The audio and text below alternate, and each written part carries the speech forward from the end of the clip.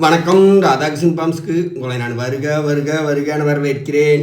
இது குதிரையாறு அணை டேம்பு கரையில் இருக்கிற வலசையன் தரிசனம். இன்று வெள்ளிக்கிழமை. அந்த எல்லாமல்ல வலசையன் நம்மளுக்கு எல்லா சகல இன்பமும் துன்பமில்லாத வாழ்வும் பெருவாழ்வு அளிக்க வேண்டுமாய் கேட்டுக்கொள்கிறோம். வலசையன் தரிசனம் திருப்பூர் மாவட்டம் ஐசிபா